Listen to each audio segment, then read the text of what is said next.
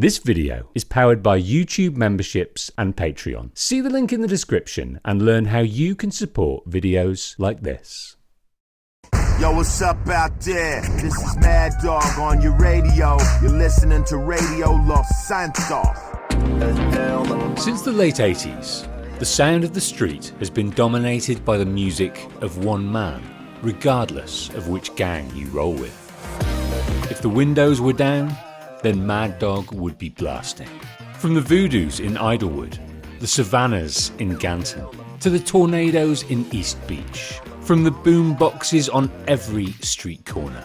Mad Dogg has been around for less than a decade, but each new album he's released brings him even more fame, status, and wealth. It's not just the music.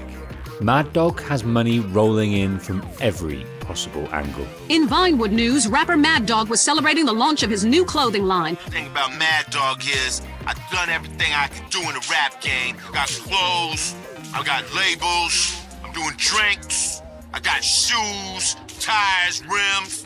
Gotta get me a drink though right now, cause I'm thirsty. Nobody can handle me, you know? One person handles him well, his manager. He handles everything but the rhymes, and this allows Mad Dogg to enjoy the fruits of his success. He has the cars and the women, a manageable drink and drugs problem, and the biggest mansion in the most envied spot in Los Santos. The hills of Vinewood. Can it be your faith in? Overlooking the metropolis. A helipad on its roof. Countless bedrooms, lounges, entertainment rooms. A gym with a full-size basketball court, swimming pools, saunas, and a fully equipped recording studio. So between the bouts of endless hedonism, he can create and keep this juggernaut moving. Atop his tower, overlooking his kingdom, you'd be forgiven for thinking this king could never be toppled. But for Mad Dogg, a storm is coming. A nightmare set into motion by the dream of one young man from Grove Street, Jeffrey. He believed so much in his dream of becoming a superstar, just like his hero Mad Dogg, even if his friends didn't. But I'm a gangster rapper. It's my calling, homie. Look, Jeffrey, you ain't no gangster. Man, you ain't never put in no work for the set. You know what? I'm gonna prove to y'all how real I am. Watch me. Just like Mad Dogg with his manager, Jeffrey can't do this alone. Jeffrey's dream would have probably have stayed just that until the return to Los Santos of his friend, CJ. Carl Johnson would lay the foundation for the rise of his friend Jeffrey. But over those same few weeks, CJ would also be the complete and unmitigated downfall of the world-famous rap artist, Mad Dogg. I'm Wolf, and I'm the video game storyteller. I craft unrivaled retellings of the games you love here on ThePatientWolf. This video is the final part in my San Andreas series, and you can watch every video in the playlist below. And if you'd like to be the first to watch the story of Grand Theft Auto 4 before its release, you can do so now as a member or patron. Hit join or the Patreon link below. Like if you do, subscribe if you haven't. I'm ThePatientWolf, and this is the fall and rise of Mad Dogg. To be a gangster rapper, Jeffrey needed to be gangster. In Jeffrey's head, the rep came before the rhymes. First, his name. Whoever heard of a gangster rapper called Jeffrey, man? He had one in mind. OG Logan. And that's a gangster name, man. Like Sweet or Big Smoke.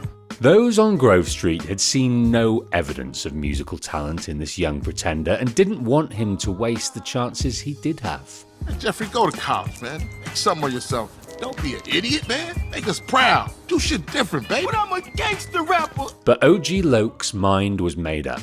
No one ever became a superstar by listening to sensible advice. The next stage of the plan, to build his legend with a spell inside. Not for long, and not for much. What Jeffrey doing locked up anyway?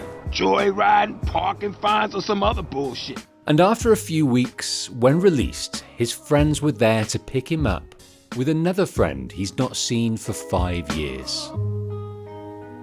Carl Johnson. OG Loke. Oh yeah, he's a real gangster now. Look at this fool, man. What's happening with you, Jeffrey? Hey, man, it's OG Loke, homie. OG Loke. These past weeks weren't wasted. While building his rep, he also spent time writing rhymes. But his cellmate? Motherfucker done stole my rhymes. He's in East Flores. His friends may not believe him, but Grove Street always looks after their own. CJ is there to reunite Loke with his work. Hey, yo, give me back my rhymes, you thief. I'm gangster.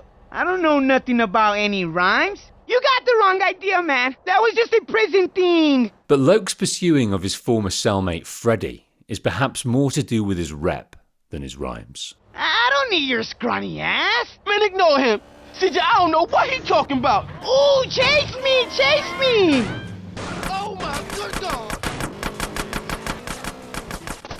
He's broken my heart. CJ, help me out here. Don't you say a damn thing, CJ.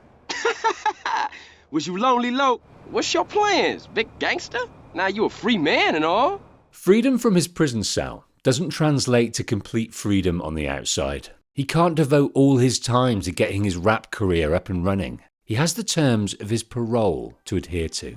My parole officer lined me up with a job. Ain't so bad. I'ma be a hygiene technician. CJ drops Loke off at his new place of work, a burger shot in Verona Beach. Just a stepping stone to greatness. Loke would commit to this obligation, showing up every day to clean tables, fryers, bathrooms, and any moment he could, he'd work on his flow. Hey, it's OG Loke in the place. You don't want me to come with a gun in your face. Yeah, man. Let's shut the fuck up. That It's shit like sucks. Damn. Loke was building the rep, but the rap element was harder to come by. CJ had a suggestion. Hey, dude, you ever thought about getting a writer to help you out with this shit? Loke had an idea. How about if I get somebody to write something for me, only they didn't know about it? This notion would signal the very start of Mad Dogg's downfall. Loke's idea is to get Mad Dogg's rhyme book from his home in the hills. Mad Dogg's rhyme book? Man, you said you helped, Carl.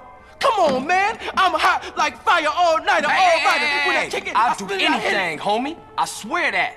anything to help a homie from the Grove, to give his friend a chance of elevating himself above the hood. Most folk Carl had grown up with, including himself, is resigned to a life of banging, protecting territory, pushing back rival gangs, making a buck where they can. If there is even a chance that one of their own can rise above that, CJ will do anything to help that happen. Like travelling from Grove Street, through Idlewood, up through downtown, to a part of the city a buster like CJ had no right to be. The mansion-lined hills of Vinewood. CJ would not bump into Mad Dogg as he quietly stalked the corridors of his mansion. He may not have been home or passed out with members of his entourage in one of his many bedrooms, but CJ would meet other members of his crew, his friends, his guards. He'd see the bar lined with spirits, the palatial sofa surrounding enormous TVs, the studio lined with switches and bins full of vinyl for sampling. CJ would take the book, littered with lyrics and verse both used and unused from Mad Dogg, a book that represented a glittering career and decades of work yet to be recorded. This book was Mad Dogg's whole life, and now it belonged to OG Loke. This was the first nail in Mad Dogg's coffin. A rapper separated from his rhymes is enough to drive a drinker further into the abyss, but what OG Loke would initiate next would bury Mad Dogg. Loke was delighted with how his debut album was shaping up. My shit's so tight right now, it's about to bust. So you happy now, homie? Happy? Man, hell no. He has a record, but no record deal. And Mad Dogg's manager, in keeping Mad Dogg at the top, actively looks to stifle new music. Man, I can't get a deal for nothing. Motherfuckers always want to keep a nigga down. Mad Dogg's manager is putting on me real heavy, man. He covering my style for real. He going around telling everybody I'm whack. I want you to take that motherfucker out. Mad Dogg's manager, Alan Scipio Crawford, is receiving an award for services to the music industry at a ceremony at the Cathay Theatre in Vinewood Boulevard. And that's the only time he leaves Dogg's side. CJ takes his chauffeur's car and joins the entourage waiting to collect Scipio. Come on, we need to go and pick up the bus. Congratulations on your award. You must be thrilled. Yeah. I like to thank my fans, my mama, and my dealer. Hey, man, take me back to Dogg's mansion. Not today, asshole. The principal is being kidnapped. Rescue him at all costs. What you want, fool? Money? I got bitches. Loads of fine bitches. Take them. Today, we taking the scenic route via the bottom of the ocean. Our top story. Alan Crawford, manager of the rapper Mad Dogg, murdered. The brutal murder remains unsolved. Police suspect foul play. The glue that held Dogg together, the rocket fuel that helped launch his career, has been taken from him. Without his compass to guide him, Mad Dogg is lost and retreats behind the doors of his mansion. Behind the fugue of his drinks and his drugs, Mad Dogg is broken. OG Loc has just been made. I'm putting together a listening party for my album. Yeah. It's your man OG Loc in the house, baby. The whole of Grove Street are there. Speaking about gangster, look at my man CJ right there. CJ, Even if some of them find his music hard to appreciate. Damn, man, his lyrics is horrible. That dude needs some work, man. Hell shit. This house party would prove to be the last CJ would see of Loc for a long while. After this night, CJ's whole world would change. He would lose his home, his brother to jail, and a friend he thought was for life would become his enemy. Watch that story in the links below. Big Smoke's stock would rise in Los Santos. His baller gang would take over and the money would flow. Despite Loc's questionable talent, with his money, power and influence, Big Smoke would support his friend Jeffrey to continue his dream of becoming a superstar gangster rapper. To promote him, buy him airtime, to fill the void left by the reclusive Mad Dogg. Oglock, how are you? Oglock, it's OG Loc. OG Loc. You hear me, player? I walk the walk. You know what I'm saying? More airtime than some could handle, galvanizing his reputation as a bad boy, pushing this as his most marketable selling point. You know, you get a lot of flack in the media these days. In a recent press conference, your manager came to your defense. Well, I assure you, OG Loc is the real thing. He's hated women all his life. He's sold drugs to school children. He's murdered innocent people just for kicks. But he rhymes like an angel. I'm the man in the place. Punch you in the face. A gun in my waist. It's Loc, baby. You can feel good about yourself listening to this music. Sheer determination and the support of his friends got OG Loc to the pinnacle of his dream. CJ helped lay the foundation, and Big Smoke built him up to stardom. But what of Mad Dogg? To most, including himself, he simply disappeared. Where is Mad Dogg, wonder record execs? The rapper has battled alcoholism and egomania for many years and recently missed a concert in Las Venturas. He still has his money, his album sales, but without his manager and with his dependencies on drink and drugs, he was lost. CJ would find him weeks after the demise of his manager in the same town he was supposed to perform, Las Venturas. Jump! Come on, jump! Come on, man, jump. You got it. Hey, what's happening? Who's the idiot? That's a washed-up rapper. It's Mad Dogg. Used to be a real chart-topping cat, real player. Mad Dogg? Jump! Oh, man. Jump! Carl was reminded immediately of the things he did to cause this. Hey, Mad Dogg! What you doing up there, fool? Do I know you? Already. Don't be a wuss. I don't think so, so shut the fuck up. You still got it? You still gangster? I don't give a fuck no more. My manager got killed, some asshole stole my rhyme book, all the kids like this Loco G or whatever the fuck his name is, some fake-ass gangster rapper bullshit. Liquor's my only friend. Come on, dog! You just need a new manager, baby. You looking at him. The idea came to Carl in an instant. Whether it was genuine concern, guilt, or the image of dollar signs, Carl could be the one to do it. OG Loc was a fake-ass rapper. Mad Dogg was the real deal. He just needed to believe again. Stay the fuck away. Stay the fuck away. I'm the best rapper in the universe. I'll jump. I'll jump. Carl needs to act fast to grasp this opportunity. Oh, hell no, I gotta catch this fool.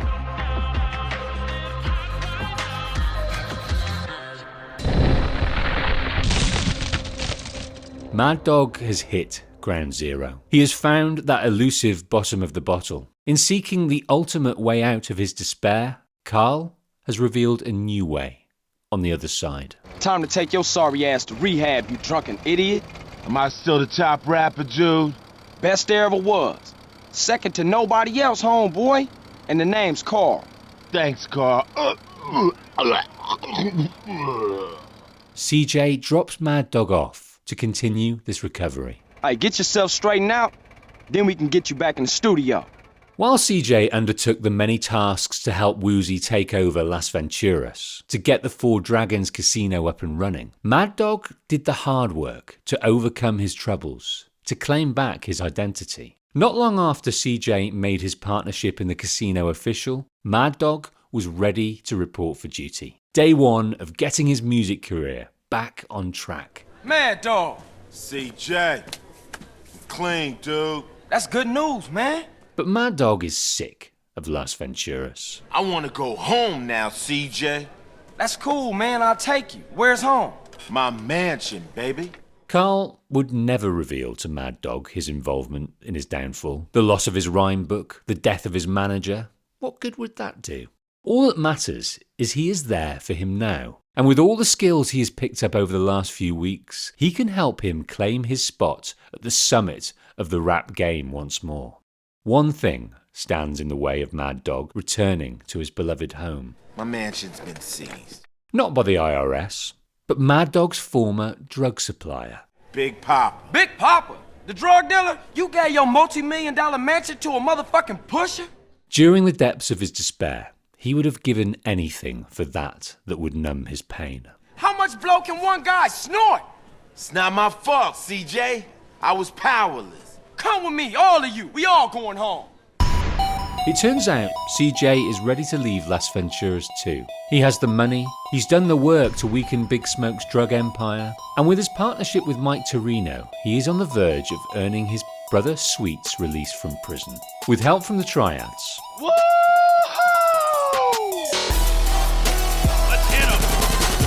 CJ would take back Mad Dogg's mansion from Big Papa's crew. CJ moved more quietly through these corridors last time he was here. But instead of then starting the process of toppling a legend, taking back Mad Dogg Mansion is the start of building him back up. With the mansion cleared, CJ chases down and ends Big Papa.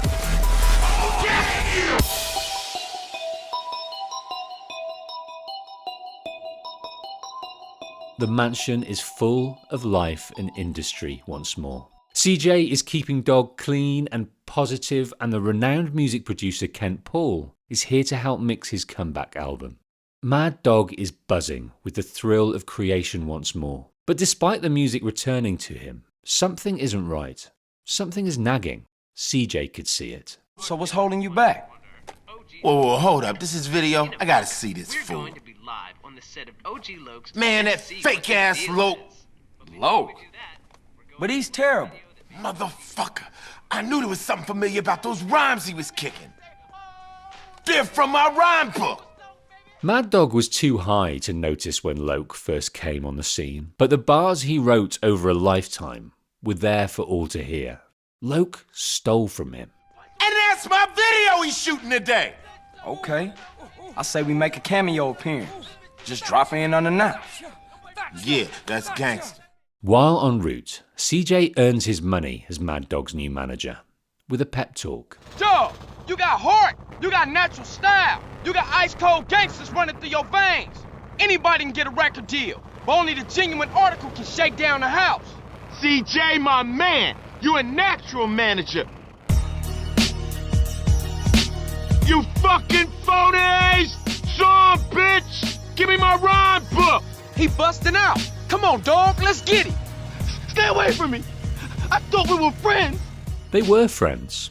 They grew up on Grove Street together. He was willing to die to help anyone in the hood, but that all changed when Big Smoke turned. When Jeffrey turned to Big Smoke for help with his dream and turned his back on the Johnsons. Snoop is gonna deal with you, pussy. The only thing CJ could trust these days is family and business. And this is business.